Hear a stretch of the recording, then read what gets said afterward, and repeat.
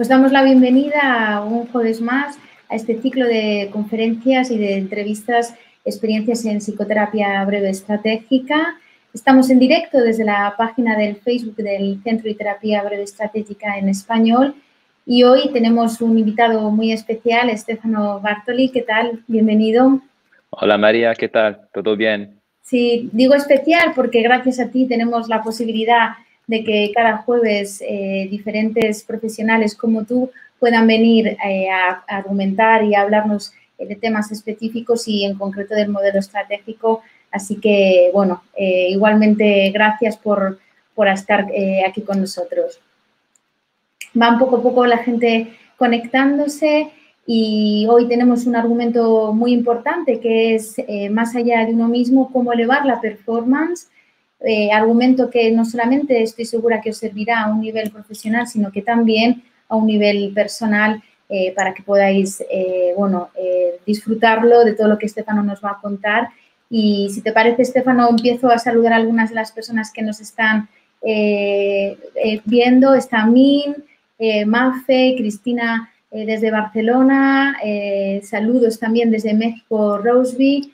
Y bueno, mientras que vamos dando este espacio y poco a poco la gente se va conectando, me gustaría hacer un breve resumen de tu trayectoria profesional para que la gente te pueda conocer un poco más. Y Stefano, os decía que es el director operativo del Centro de Terapia Estratégica, además es psicólogo y especialista en hipnosis y el personal manager del profesor Giorgio Nardone. Además, es docente del Centro de Terapia Estratégica. He leído, Stefano, desde los 26 años. Esto es, ¿no?, casi el docente más joven que ha tenido probablemente el centro y que actualmente viajas en todos los países donde hay sede didáctica para impartir las clases tanto del máster clínico de psicoterapia estratégica como del que hay empresarial de comunicación, problem solving y coaching estratégico.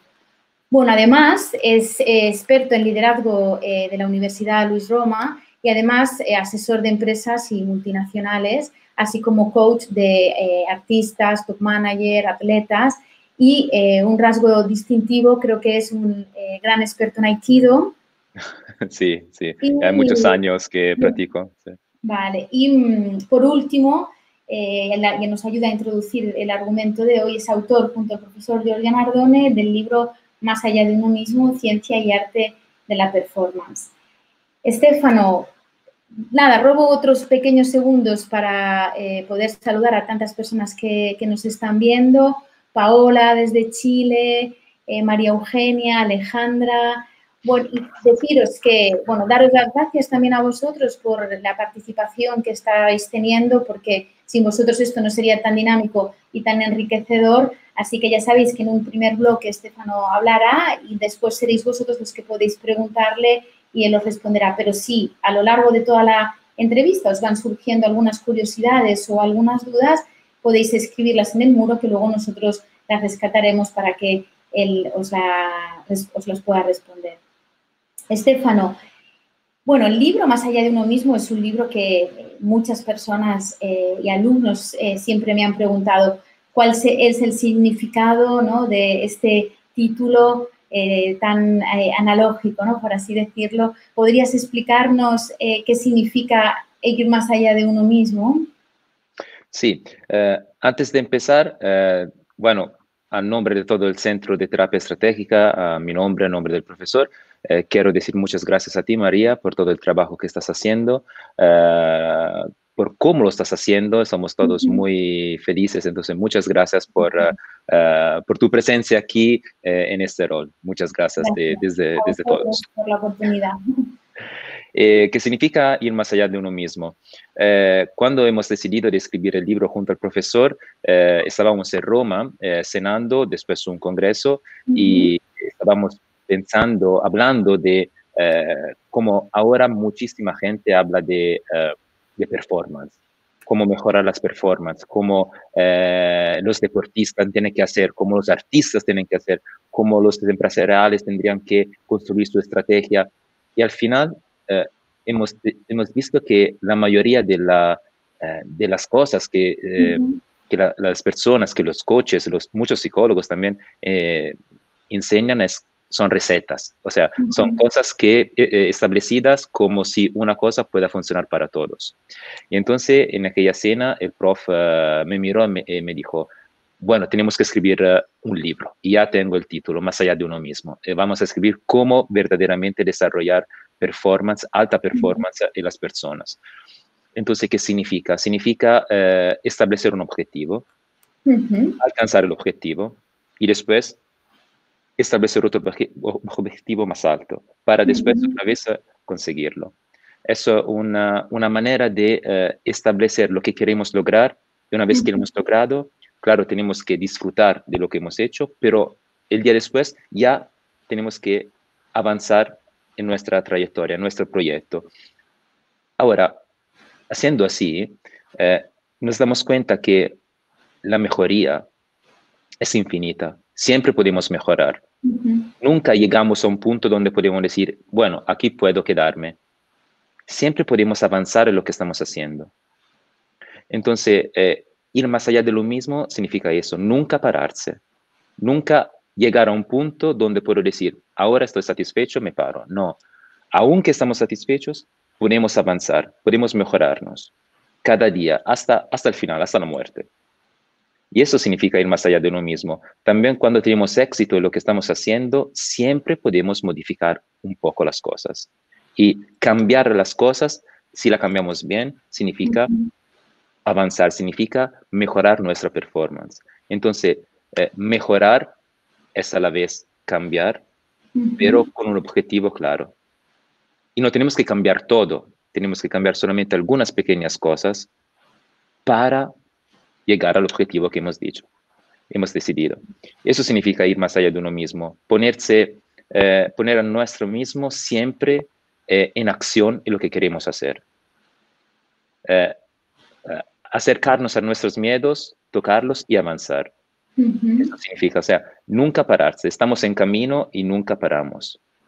Eso significa ir más allá de uno mismo. Y si lo vemos así, es como una filosofía de vida. Siempre podemos mejorar en algo. Vale, es algo constante, ¿no? Vale. Es algo constante, es algo infinito. Y no es solamente en el mundo del deporte o en el mundo del arte o de la ciencia.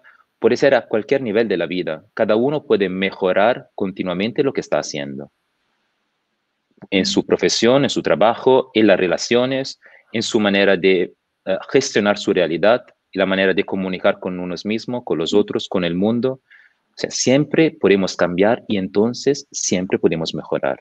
Eso es el concepto principal. Como no es posible no cambiar, como decía Buda, entonces nosotros podemos decir, no es posible no mejorar. Solamente si tenemos técnicas, tenemos modalidades específicas para alcanzar los objetivos. De acuerdo. Y entiendo que se necesitan unas características esenciales para poder llegar a alcanzar de manera constante, ¿no? Como tú decías, infinita esta performance, o cuáles, igualmente las características, cuáles serían algunos errores que tendríamos que evitar si quisiéramos alcanzar esta performance elevada. Bueno, sí, mejor empezar a hablar de los errores, porque ya quitando los errores, ya nuestra performance se va a elevar automáticamente. Muchas veces en el mundo de la performance se habla de cómo hacer mejor las cosas. Bueno, el primer punto para hacer mejor las cosas es empezar a hacer menos errores. Parece muy simple, lo es, pero empezamos de ahí. Entonces, ¿cuáles son los errores principales para no lograr una alta performance? Básicamente, el primer error es no tener disciplina. La disciplina en cualquier área de la vida es fundamental. Ahora, ¿la disciplina qué significa? Significa que voy a hacer lo que tengo que hacer cada día. Entonces, la repetición de lo que quiero hacer es fundamental. Ahora, ahí hay un peligro. El peligro es que cuando empiezo a repetir las cosas, si me pongo rígido, entonces si voy a establecer una modalidad de hacerlas rígida y pierdo la flexibilidad, ahí la disciplina se traslada en algo disfuncional. Entonces, es necesario repetir las cosas, es necesario tener disciplina, pero a la vez tenemos que tener una flexibilidad para entender, para sentir las cosas de una forma diferente y adaptar continuamente. Entonces tenemos que ser a la misma vez riguroso en nuestra disciplina, disciplinados, pero a la vez flexibles en cambiar, adaptar las cosas. Pero sin repetición, sin disciplina, no se logra ninguna alta prestación. El otro error que se ve muy claramente con todo el trabajo que ha hecho el profesor aquí en el centro, es un error que muchas veces se ve en los deportistas y los artistas, pero también en el mundo de las empresas. O sea, querer tener todo el control. Yeah. Ahora, eso es una cosa que de verdad limita muchísimo el momento de la acción, porque es necesario controlar. La disciplina es una forma de control, pero cuando quiero con todas mis fuerzas lograr el objetivo y me pongo rígido y quiero controlar todas las cosas, ahí la performance baja. Y también cuando quiero controlar, por ejemplo, el movimiento que quiero hacer, quiero controlar cómo voy a hablar, quiero controlar todas las partes de la estrategia. Cuando el control es demasiado, se pierde la capacidad de percibir claramente las cosas y de cambiar entonces. Y de nuevo me pongo rígido. Entonces, cuando tenemos demasiado control sobre la performance, empezamos a perder el control sobre la performance.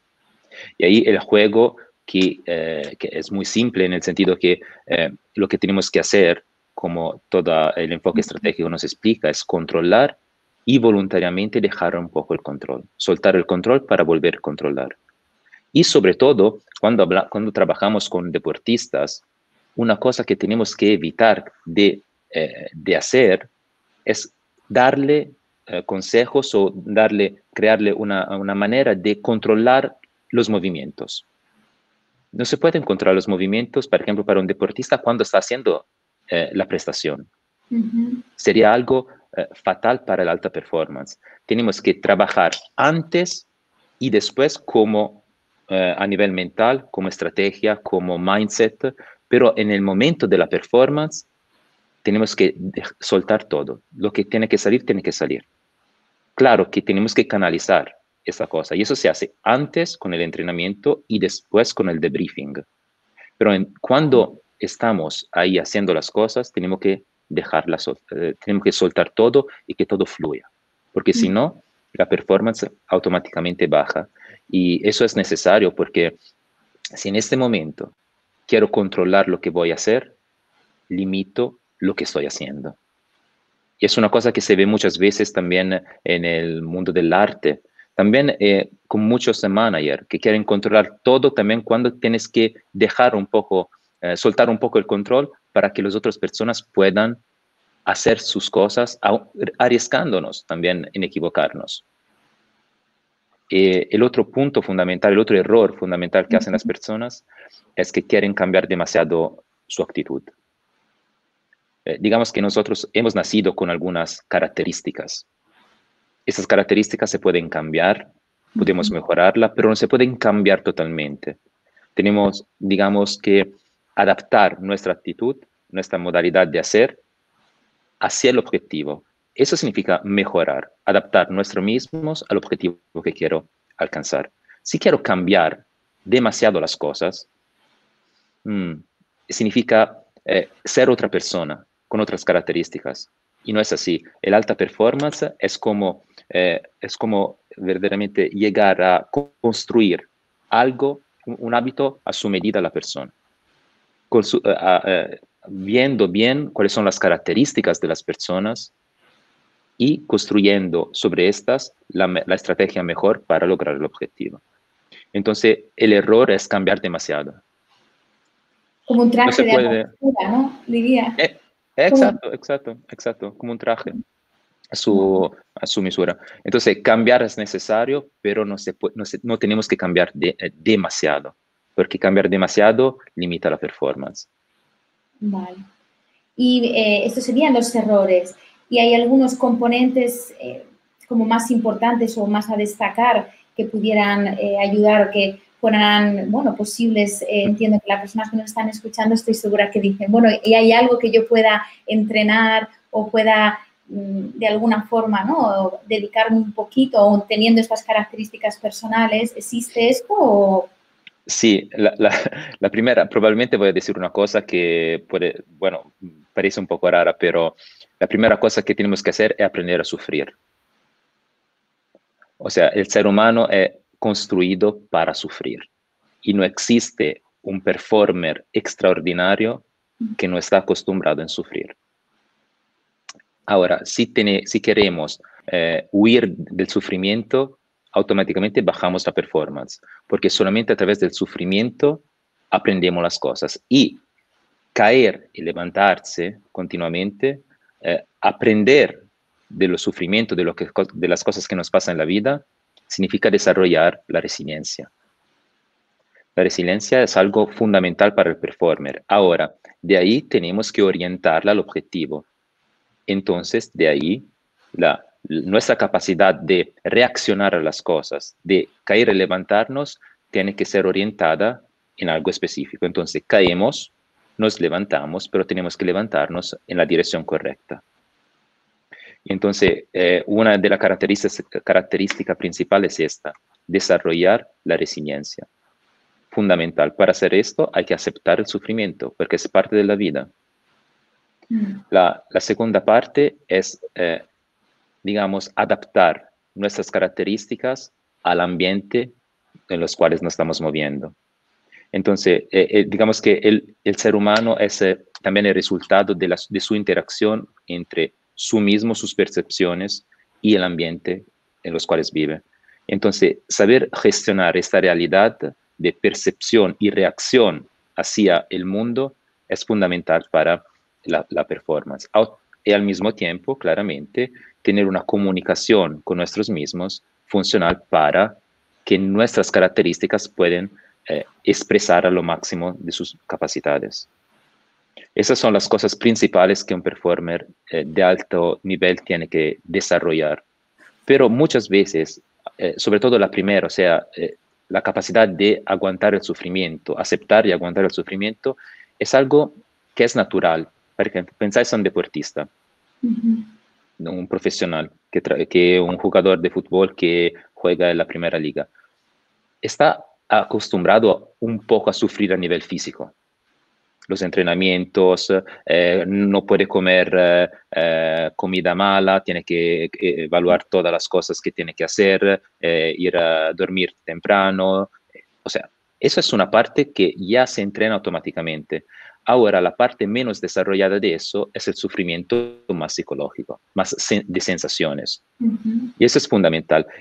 Yo estoy enamorado con el Japón, con la cultura oriental. Como tú has dicho, practico un arte marcial, el Aikido, desde hace 20 años.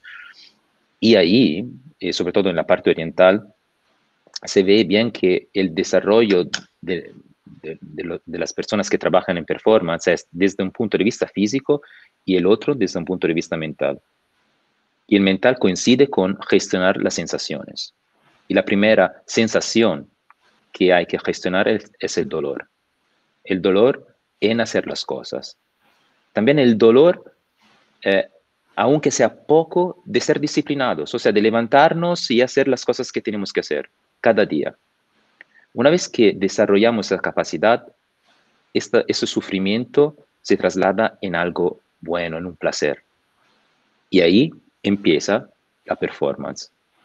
Por eso nosotros en el libro decimos siempre que cada entrenamiento tiene que terminar con una sensación de placer y nunca con una sensación de dolor. Porque solamente con la sensación de placer, nuestra mente la toma y nos empuja a repetirla. Si terminamos un entrenamiento, un entrenamiento puede ser físico como también un entrenamiento artístico o haciendo una estrategia para un manager, tenemos siempre que terminar con la sensación de placer, porque esto nos ayuda el día después en mejorar lo que estamos haciendo. Si terminamos con una sensación de dolor, el día después nuestra mente rechaza lo que hemos hecho automáticamente. Nuestra mente funciona para economía energética, digamos. Entonces, todo lo que es bueno y placentero quiere repetirlo. Todo lo que es sufrimiento quiere alejarlo. Entonces la estrategia es sufrir un poco haciendo las cosas y terminar con el placer. Ahí desarrollamos, ¿no?, la capacidad de aguantar y desarrollar la resiliencia, y al final tenemos esta parte de placer, también el placer de haber terminado lo que hemos dicho de terminar, que es lo que hemos establecido. Eso nos ayuda el día después para hacer mejor las cosas, y que no tenemos que luchar contra nuestra mente, contra nosotros mismos. El primer enemigo somos siempre nosotros. Sí, cierto. Y hablabas de esta comunicación, ¿no?, que teníamos que tener con nosotros mismos, y igualmente de estilos perceptivos que son importantes, entiendo, ¿no? O de la manera de percibir. Y hay diferentes estilos que hay que tener en cuenta a la hora de cómo elevar la performance en diferentes ámbitos o en diferentes contextos. ¿Hay diferencias a nivel perceptivo? Sí, digamos que cuando trabajando con artistas, deportistas, manager, o también con todas las personas que quieren mejorarse y mejorar a sí mismo, lo que hemos visto es que hay dos modalidades de percibir la realidad. Bueno, claramente cada uno percibe estímulos y reacciona a estos estímulos de forma diferente, o sea, el sistema perceptivo reactivo. Cuando estamos hablando de performance, hemos visto que hay dos percepciones principales, lo que en el libro llamamos percepción global y percepción analítica o diferencial. Y son dos percepciones de la realidad completamente diferentes, con reacciones completamente diferentes. Entonces, explico un poco la diferencia. Vale. La percepción global es la percepción donde la reacción a esta percepción de la realidad es muy rápida. Pensáis a un deportista que corre los 100 metros. Tiene una percepción global, o sea, percibe el conjunto y reacciona muy rápidamente en esto. Y la percepción analítica es mucho más lenta en la reacción, en reaccionar a lo que está percibiendo. ¿Por qué? Porque no percibe todo, percibe los elementos del sistema. Entonces, la reacción es más lenta. Ahora, parece que la percepción global puede ser mejor de la percepción analítica, pero no es así. Las dos, una no es mejor que la otra. Depende de lo que tengo que alcanzar, del objetivo que quiero lograr, y sobre todo cómo yo gestiono las percepciones. Para explicarlo un poco, yo digo siempre, todo el mundo conoce Diego Armando Maradona, el jugador de fútbol, ¿no?, el más famoso, ¿no? Él tenía una percepción a nivel de juego global. O sea, percibía todo el conjunto y a la vez y reaccionaba. Y por eso tenía esta fantasía, estas modalidades que no se podían replicar. Ha sido un campeón por esas modalidades, pero al mismo tiempo no era tan disciplinado. En el sentido, era todo arte de jugar. Entonces, percibía todo, y esa percepción global tan rápida le permitía de reaccionar de una forma que los otros no lo podían aguantar, no podían defenderse de esta modalidad. Otro campeón más actual, Cristiano Ronaldo, tiene una percepción analítica. Pero los dos son campeones. Cristiano Ronaldo es muy disciplinado, se entrena todos los días, al final de cada entrenamiento se pone en el agua con hielo para los músculos. Son dos modalidades de jugar, o sea, de percibir la realidad y reaccionar de una forma diferente. ¿Cuál es mejor? Los dos son campeones. Es que uno, o sea, Maradona lo gestionaba muy bien, su modalidad de percibir y reaccionar a la realidad. Cristiano Ronaldo igualmente lo gestiona muy bien. Entonces, depende de cómo nosotros gestionamos las dos percepciones. Pero ahora entramos un poco más en la parte técnica, pero digamos, esto puede ser útil para las personas que trabajan en este ámbito.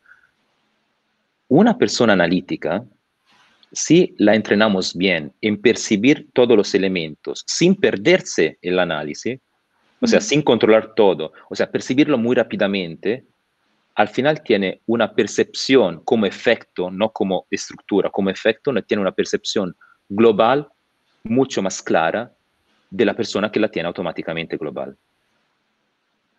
Y por eso Cristiano Ronaldo puede hacer estas performances tan altas, porque percibe todo a la vez muy rápidamente y reacciona con esta claridad. Si a un global lo entrenamos en percibir no todos los elementos como hace el analítico, pero algunos que lo pueden orientar, el global cuando analiza es mucho más analítico del analítico. Curioso.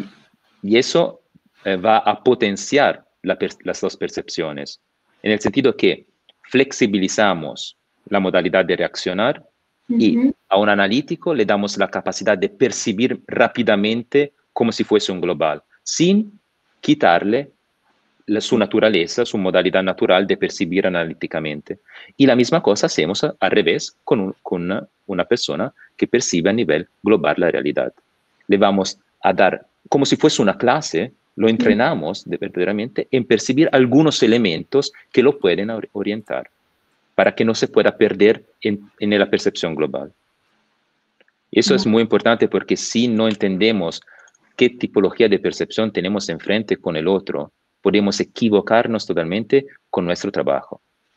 Imagináis de gestionar un analítico pidiéndole de hacer cosas como si fuese un global. Nunca la va a hacer. O si la hace mal o demasiado lentas. ¿Me imagináis de decir a Cristiano Ronaldo de entrenarse jugando con una naranja? No lo haría. Pero Maradona lo hacía naturalmente. Disfrutaba de eso. Entonces, en el rol de las personas, de los psicólogos, de los coaches que trabajan en alta performance, la primera cosa que hay que hacer es esta: entender qué tipología de percepción y reacción hacia la realidad tiene la persona con la cual nosotros estamos trabajando. Vale, porque entiendo que es, bueno, como has dicho, ¿no? De no ser así, no tener esto tan importante en cuenta, en lugar de mejorarla, ¿no? Casi que la empeoraríamos, ¿no? A un profesional o un deportista sería completamente crear como todo lo contrario. Exacto. Ese es un punto fundamental, lo que tú has dicho. Las cosas no se quedan igual. O sea, no somos neutros.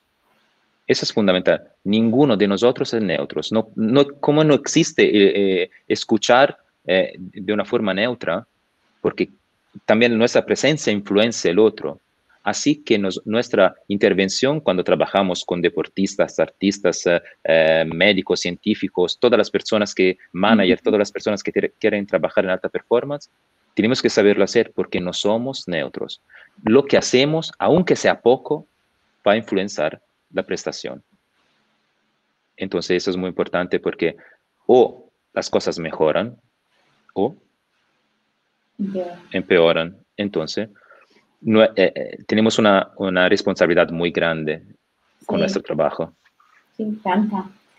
Sí, muy grande y muy importante, ¿no? Porque, bueno, pues al final estamos trabajando como personas, como tú dices, que constantemente estamos influyendo y si vienen a pedirnos ayuda, ¿no? O para mejorar, es importante de todos los elementos que has comentado que hay que tener en cuenta. Y, bueno, Stefano, ahí ya te digo preguntas, están empezando la gente a preguntar, por lo cual esto es buenísimo porque nos hará enriquecerlo aún muchísimo. Y si te parece, me gustaría primero hacerte una pequeña pregunta, entre comillas, especial, para que así más personas puedan escribirnos si tienen alguna curiosidad. Luego, que sea más interactivo es mejor, ¿no? Como decía, que lo enriquece muchísimo más. Ahora, la pregunta es la siguiente. Sabiendo y conociendo de buena mano, Stefano, que día a día estás con el profesor Nardoni y tienes esta fortuna, la experiencia y la alta performance, entiendo, ¿no? Y en el libro, de hecho, viene escrito que no solamente es la parte profesional, sino también la parte personal en la que uno, ¿no? Trabaja y también se quiere ir más allá, ¿no? A un nivel personal. ¿Tienes alguna anécdota que no, supongo que no tendrás una, sino que tendrás más de una, que puedas contarnos, que nos ayude a las personas que nos están viendo a incluso elevar la performance a nivel personal o profesional? ¿Cuál ha sido la tuya a nivel personal? Si tienes alguna que quieras compartirnos. Sí, bueno, en realidad todos los días hay anécdotas que podría contar porque vivir junto al prof profesionalmente aquí en el centro todos los días Es un aprendizaje infinito, de verdad. Como he dicho en otros videos, nosotros con el prof nunca hablamos de técnicas, pensáis. Nunca hablamos de técnica de problem solving, de coaching, de psicoterapia. Parece raro, pero casi nunca hablamos de técnicas, porque las técnicas se pueden aprender en los libros. Las técnicas, un buen profesor te las puede enseñar en una clase. Hablamos de conceptos más generales, conceptos también más filosóficos, pero ahí yo voy a aprender muchísimo de cómo ir más allá de mí mismo cada día, viviendo junto a un maestro, que no es solamente un profesor, es un maestro. Entonces, de anécdotas hay un montón, pero os cuento una anécdota muy divertida que nos ha pasado hace un par de años en Roma. Estábamos en Roma porque teníamos un congreso ahí. Fuimos con el coche del profesor, un Mercedes, un super coche de estos muy rápidos, deportivos.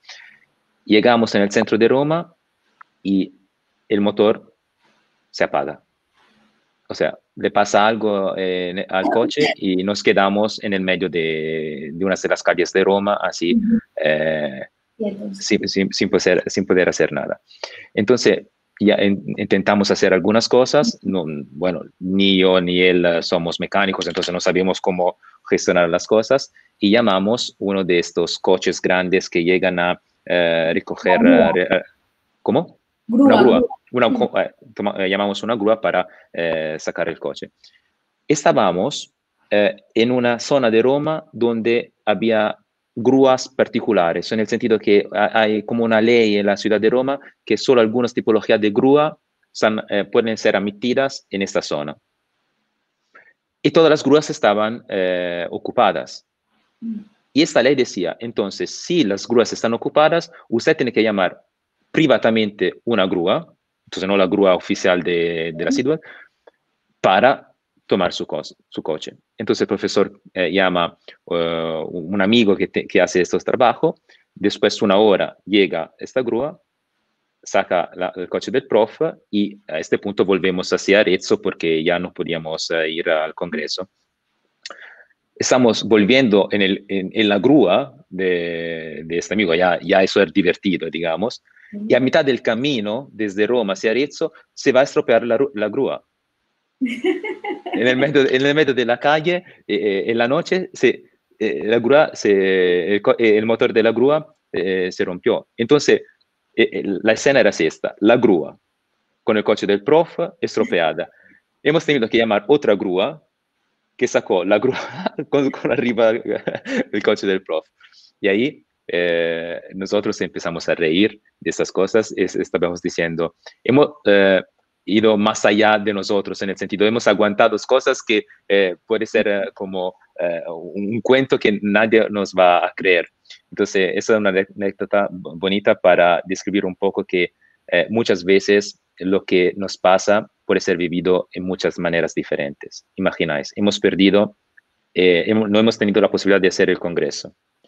Hemos volvido, el coche se estropeó la grúa, hemos estado 3-4 horas en el medio de la noche, en el medio de una calle, digamos, sí, entre Arezzo y Roma, pero al mismo tiempo hemos vivido esa experiencia como un aprendizaje, riendo, percibiendo lo mejor, viendo lo mejor de lo que nos estaba pasando y también acercando nuestra relación, en el sentido que hemos hablado mucho en situaciones diferentes, ¿sabéis? ¿No? Que cambian las situaciones, cambian las relaciones, ¿no?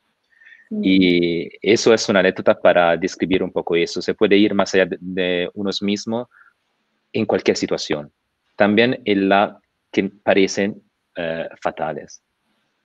Bueno. Sí, que siempre hay que coger la oportunidad, ¿no, Stefano?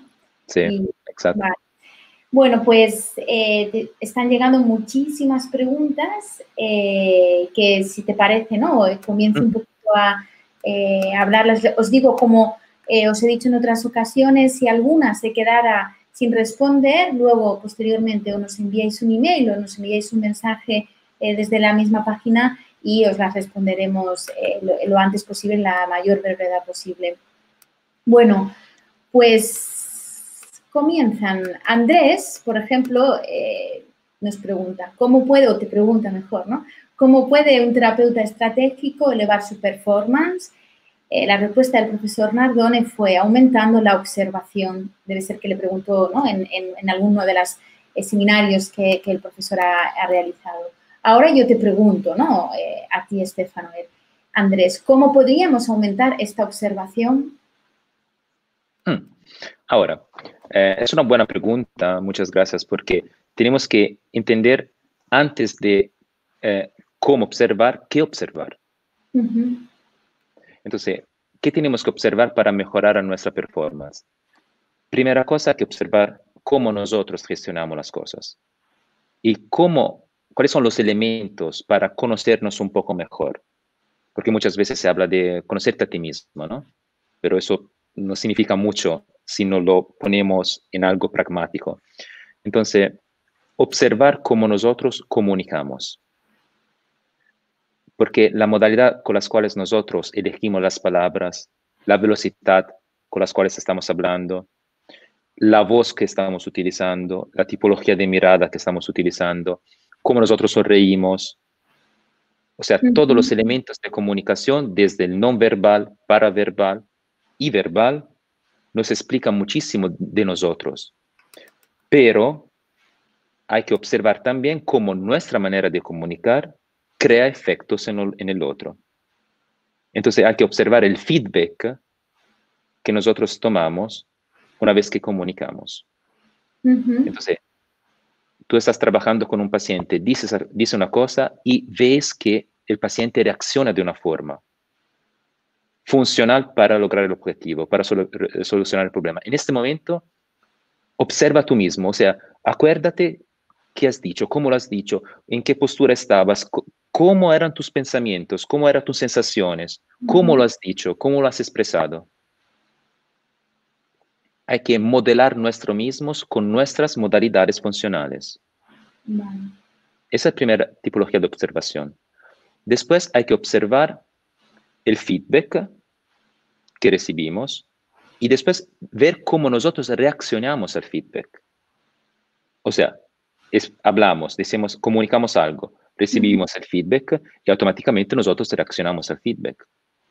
Entonces, percibir cómo nosotros percibimos, o sea, observar cómo nosotros percibimos los feedback y de ahí cómo modulamos la comunicación. La vida es un intercambio, somos seres relacionales continuamente. Entonces, la mejor manera para aumentar nuestra capacidad de ser psicólogos, terapeutas, nuestra performance es empezar observando cómo comunicamos, el feedback del otro y cómo nosotros respondemos al feedback. Cuando estamos enfrente de alguien más experto de nosotros en algunas tareas, observar cómo se mueven estas personas, cómo hablan, cómo trabajan, cuáles son sus movimientos, cuáles son su modalidad de comunicar, de nuevo, cómo son las actitudes que tienen, cómo gestiona la debilidad, las eventuales debilidades o puntos de fuerza de la persona. Observar la persona, el maestro o la persona más experta de nosotros en su globalidad, desde un punto de vista holístico. Y después empezar a ver de una forma analítica los puntos. Así que tenemos una observación global, que es lo que nos da la percepción, la sensación, y al mismo tiempo puntos fundamentales. Una vez que tenemos esto, podemos entender mejor lo que podemos adaptar del experto con nuestra forma. Entonces la observación es siempre hacia adentro, hacia afuera. O sea, cómo nosotros comunicamos con nosotros mismos y también cómo los otros, los más expertos, comunican. Y de ahí tomar algunos puntos fundamentales para que se adapten a nuestra estructura. Es una forma de automodelamiento de nuestras capacidades. Sí, también de una manera constante, ¿no? Como tú decías, Exacto. Vale, luego Patricio dice si podrías hablar de lo que es la conciencia operativa para mejorar el desempeño. Sí.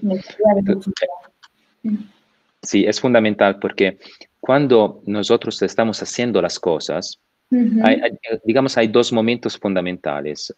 Antes de hacer las cosas, cuando las estamos haciendo y después.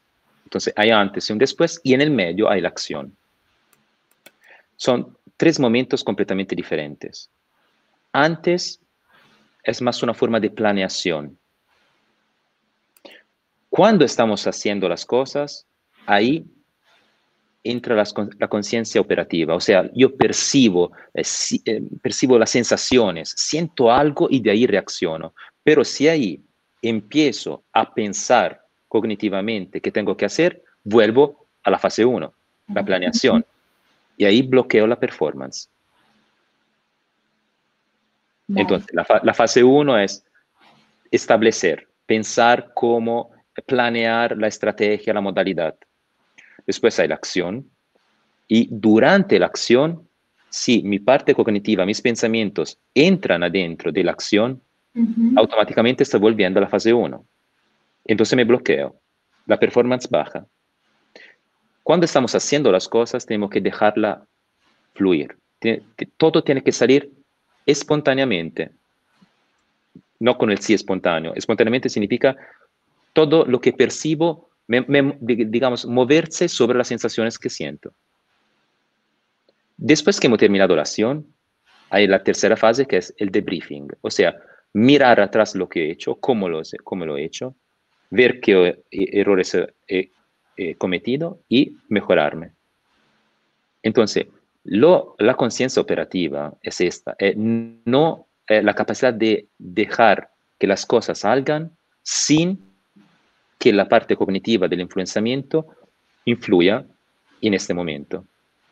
Desde un punto de vista, digamos, neurocientífico, es como decir que la parte paleoencefálica tiene que ser dejada libre de expresarse. Y la parte telencefálica, la parte más moderna, es útil antes y después, no en el momento de la acción. Ya hemos visto eso. El 80%, el psicólogo, el estudioso Koch, ha demostrado que el 80% de nuestras acciones se hacen bajo el nivel de la conciencia. Solamente el 20% son decisiones tomadas, son acciones que hemos decidido de hacer voluntariamente con un pensamiento. Son acciones conscientes. Eso significa que la parte paleo, o sea, la parte más antigua, más atávica, es mucho más poderosa de lo que podemos pensar y es totalmente impermeable a la parte telencefálica. O sea, el telencéfalo, la parte moderna, no influye casi nada en la parte paleo. Al revés, sí. La parte paleo puede influir mucho en la parte telencefálica. Entonces, cuando empieza una guerra entre las dos, ahí me estoy bloqueando. Tenemos que saber gestionar nuestras partes, de cómo somos construidos. Entonces, la parte de briefing, planeación, es después y antes y después. Pero en el momento que estamos haciendo las cosas, todo tiene que fluir. Tenemos que dejarnos llevar de las sensaciones y moverse, reaccionar sobre las sensaciones sin pensar. Y eso es la conciencia operativa. Yo percibo y me muevo de la forma lo más correcta posible hacia el objetivo que quiero alcanzar. Vale. Interesante, muy interesante, Stefano. Vale, luego tenemos a Casiel que te pregunta, ¿se puede desarrollar de manera intencional entrenamientos para desarrollar la resiliencia en un periodo de tiempo determinado? ¿Y qué afectaciones tiene a nivel psicológico posteriormente a la competencia? O sea, ¿qué impacto tendría en el ámbito deportivo? Ok, sí, claro que la resiliencia se puede desarrollar también voluntariamente. ¿Cómo? Muy simple. Cada día hacemos algo que no sabemos hacer. O sea, arriesgámonos en hacer algo que no estamos acostumbrados a hacer. Y el error fundamental es hacer cosas grandes. Ahí no se desarrolla la resiliencia. Ahí se puede caer y no levantarse. En el sentido que no tenemos para desarrollar nuestras capacidades, desarrollar nuestra resiliencia, no tenemos que hacer cosas grandes donde nosotros no tenemos ningún control. Tenemos que hacer pequeñas cosas cotidianas que podemos tranquilamente alcanzar, pero que están afuera de nuestra modalidad, de nuestra, digamos, zona de confort, ¿ok? Para decirlo un poco como lo dicen todos. Pero es arriesgarse un poco cada día, cotidianamente, en hacer cosas que no estamos acostumbrados en hacer. Enfrentarnos a pequeños miedos, aguantar un momento más el sufrimiento, aguantar un momento más el placer de hacer algunas cosas y la voy a hacer un momento después. O sea, introducir pequeños sufrimientos cotidianos que me hagan entrenar la resiliencia. Pero pasito a pasito, no todos juntos. O sea, el estratagema de los pequeños pasos. Un pequeño cambio que produce otro pequeño cambio, que produce otro pequeño cambio, que produce otro pequeño cambio, que produce otro pequeño cambio. Y al final, como decía John Wickland, las sumas de todos los pequeños cambios crean el grande cambio. Entonces, un poquito de resiliencia hoy, un poquito de resiliencia mañana, y mañana, y mañana, vamos desarrollando nuestra resiliencia total. Ir cada día un poquito más allá, ¿no? Exacto, significa eso, cada día ir un poco más allá. Luego tenemos a Alfonso, que pregunta, ¿cómo se puede manejar la procrastinación para elevar la performance? Y cómo saber, cómo saber si la persona tiene una percepción global y cuál analítica. Esas son dos preguntas, ¿eh? Dos preguntas, sí. Completamente diferentes. Entonces, empezamos con la última parte. Vale. Claro que si una persona, observando cómo esa persona habla, cómo se mueve, lo que nos dice, okay, los problemas que nos lleva, la modalidad con las cuales se está intentando solucionar los problemas, lo entendemos muy fácilmente. En el sentido que una persona analítica es muy probable que necesita automáticamente un control mayor que un global. Y entonces, esa persona va a describirnos las cosas en los detalles. O nos explica que todo está muy bien planeado. Digamos, un poco obsesivo, ¿ok? Pero no hay que, digamos, verlo así, ¿eh? ¿Ok?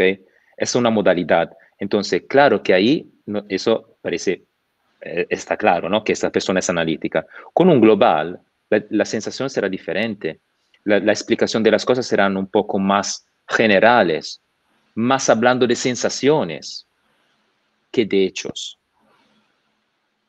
No va a describir los hechos de una forma precisa, va más a describir los hechos con una pequeña parte de descripción lógica y después habla de sus sensaciones, como yo he pensado esto, entonces he reaccionado así, porque el otro hacía así, entonces me he movido. O sea, esta modalidad más sensorial.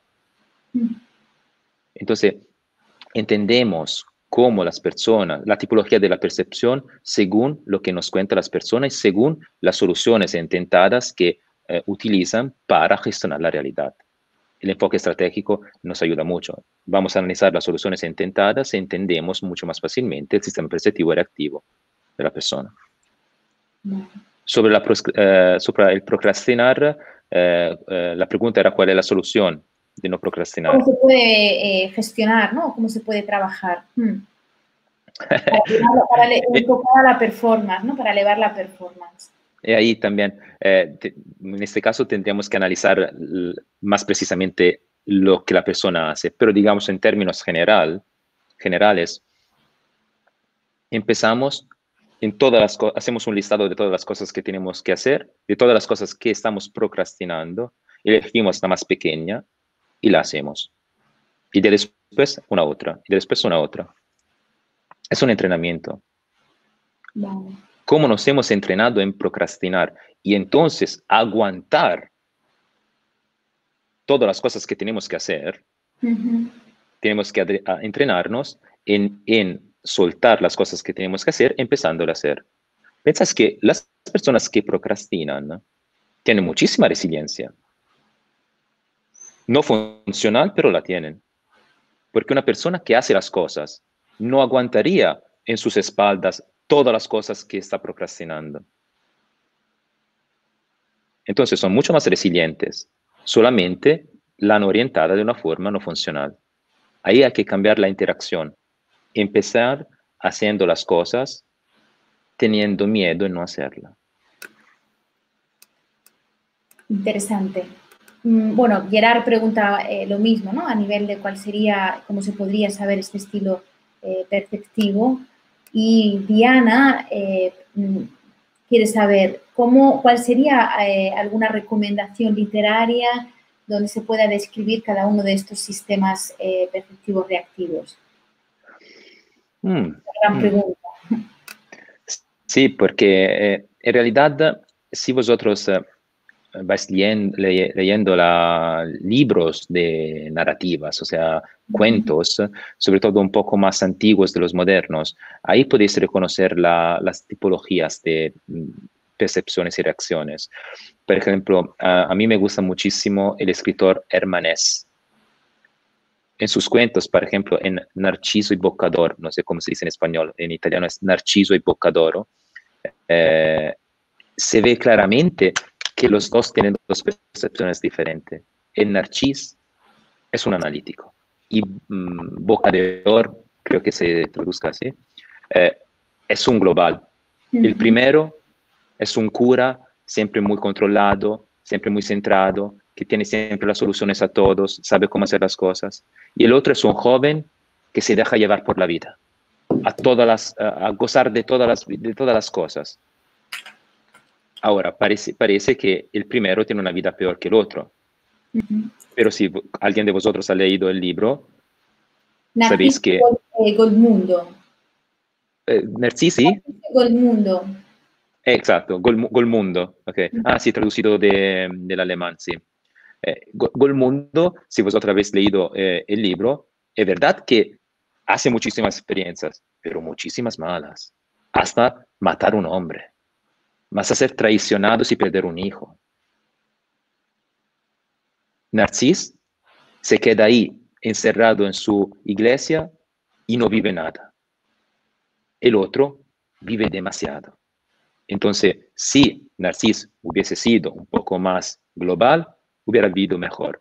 Y Golmundo, si hubiese sido un poco más analítico, hubiera evitado de hacer desastres. Bueno. Ahora, Stefano, nos quedan más o menos 5 minutos, pero hay muchísimas preguntas y si a ti te parece bien, ¿no?, que podemos extender unos minutitos más, creo que puede ser interesante, ¿no?, para poder responder al mayor número de preguntas. Lo he hecho también en Italia, lo hacemos también en español, sin problema. Gracias.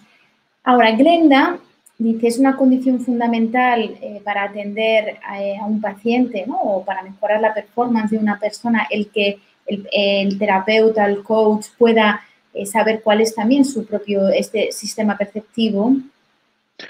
Digamos que es muy bien conocerse a nosotros mismos para gestionarnos mejor. Pero claro que no es necesario para la performance que el coach conozca su sistema perceptivo reactivo, si es global o analítico.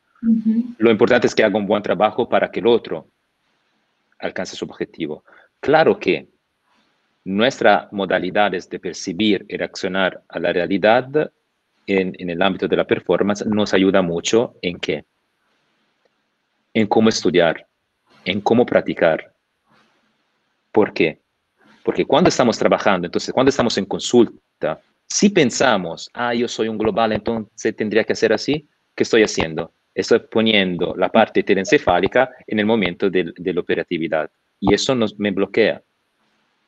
Entonces, es antes y después importante conocerse, pero cuando estamos haciendo la performance, porque claro, también un psicólogo, un coach, cuando está trabajando con un deportista, con un artista, está haciendo su performance.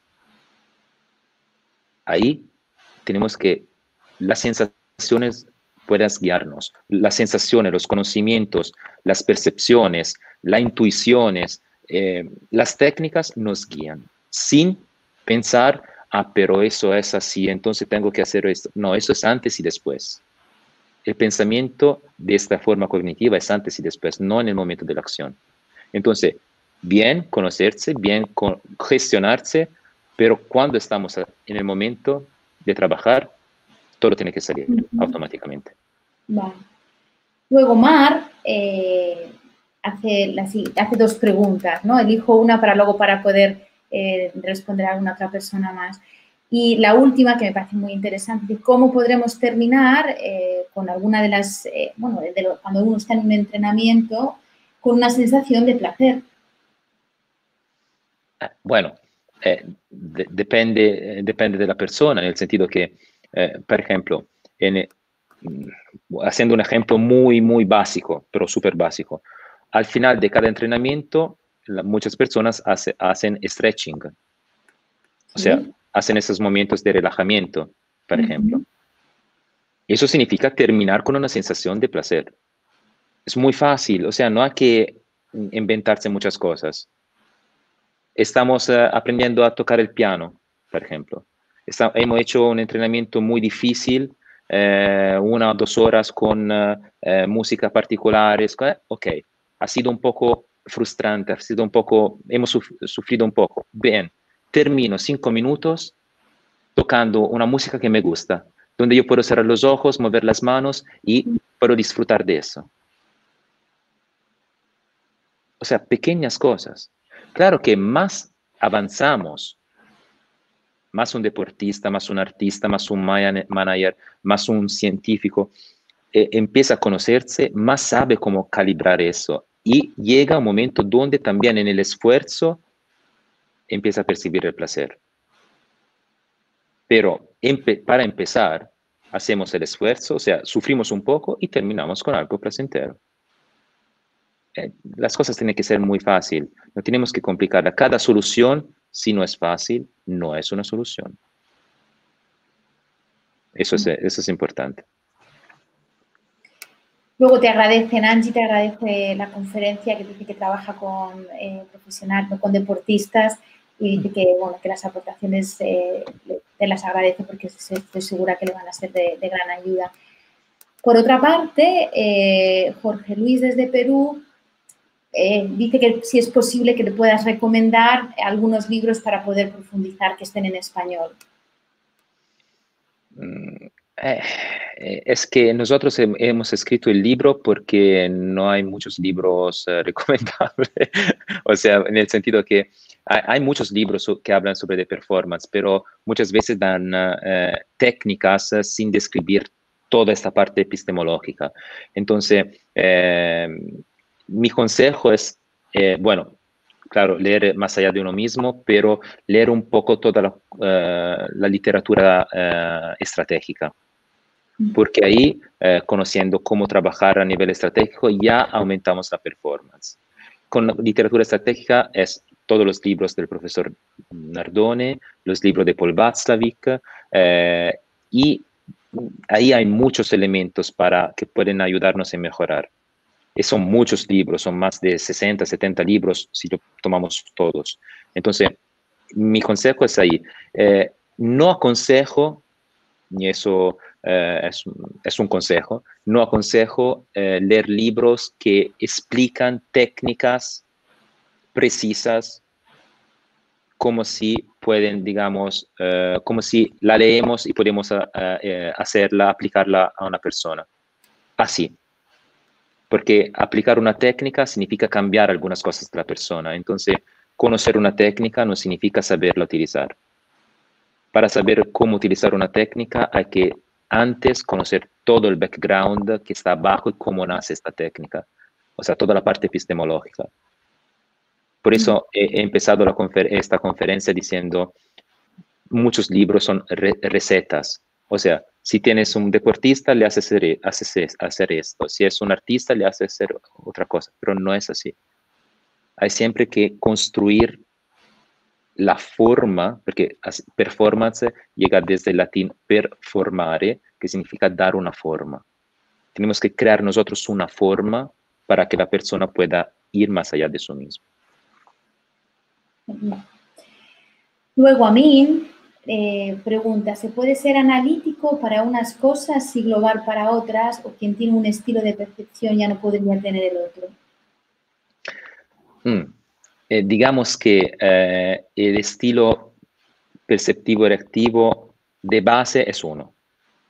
O sea, o somos globales o somos analíticos, pero en la vida podemos desarrollar modalidades según las situaciones donde pueda adaptar este estilo. Entonces, puedo, gracias a la experiencia, al entrenamiento, a las necesidades, yo que puedo ser global, puedo ser analítico en algunas tareas, en algunas cosas. Pero a nivel de base, siempre un estilo que domina sobre el otro. Vale. Luego hay dos preguntas, tanto de Caro como de Yanis, que entiendo que están en relación a, ¿no? Por un poco, por lo que preguntan al mismo terapeuta, ¿no? Si necesita de una supervisión o si se necesita de cierta, entrenamiento, ¿no? Por así decirlo, para poder trabajar tanto aspectos como hablábamos antes de la resiliencia, ¿no? O de introducir este pequeño sufrimiento diario, o si se necesita una supervisión a un nivel como más individual cuando estás de frente a un paciente o en caso de coaching, ¿no? A un cliente. No sé si he entendido muy bien la pregunta. O sea, la supervisión es algo fundamental para mejorarnos. Y claro, hay supervisiones puramente técnicas, en el sentido que la persona está trabajando, nos explica el caso y nosotros vamos a dar la supervisión sobre lo que ella está haciendo, él o ella está haciendo con el paciente, con el deportista, ¿ok? La otra parte, que puede ser más de consulta, es que, claro, que si queremos mejorarnos, algo de nosotros tiene que cambiar, como hemos dicho en principio, ¿no? Aportar pequeños elementos de cambio para que nosotros podamos hacer las cosas de una forma diferente. Entonces, las dos cosas son útiles, pero no hay que vivir, digamos, el coaching personal, digamos así, como un proceso terapéutico. No es esto. Si queremos avanzar en nuestra profesión, en nuestra performance, otro profesional puede construir una forma diferente de lo que estamos haciendo de nosotros, tocando las cosas que son débiles y mejorando mucho las cosas donde estamos fuertes. Pero eso es como yo quiero mejorar mi performance, entonces alguien me ayuda para mejorarme. Entonces las dos cosas son fundamentales. Son fundamentales, vale. Y me gustaría, Stefano, que pudieras un poco comentarnos, el otro día en la entrevista, ¿no? Con Cristina Italiana, comentaste la parte del maestro, cuánto es importante, ¿no? Tenerla, y si pudieras un poco, nada, brevemente decirnos en español para que la gente que no conoce en italiano lo pudiera saber. Creo que esta parte me pareció muy bonita y, ¿no? Que creo que a todos les va a gustar. Sí, el rol del maestro para mí es un rol fundamental. Probablemente es porque practicando Aikido, esta arte marcial japonesa desde hace 20 años, más de 20 años, tengo mi dojo con mis alumnos, entonces es parte de mi vida. Yo tengo 36 años, 20 practicando esta disciplina con maestros japoneses, así he tenido la suerte de ser alumno directo de un par de maestros japoneses, entonces ahí el rol del maestro es algo fundamental, pero sobre todo trabajando aquí con el prof. Giorgio Nardone en el Centro de Terapia Estratégica, viéndolo cada día trabajar, siendo juntos todos los días, Y esa cercanía me ha creado, digamos, en mi mente cuál es el verdadero rol del maestro. Y desde mi punto de vista, el maestro es alguien que te crea un vacío, no te va a rellenar, te crea un vacío, te aumenta, te abre el contenedor. O sea, el contenido lo pones tú. También el maestro te pone ese contenido, pero si te rellena, una vez que te ha rellenado, ya tú no puedes avanzar más. Y eso no significa bloquear tu crecimiento, significa que te impide de ir más allá de tú mismo.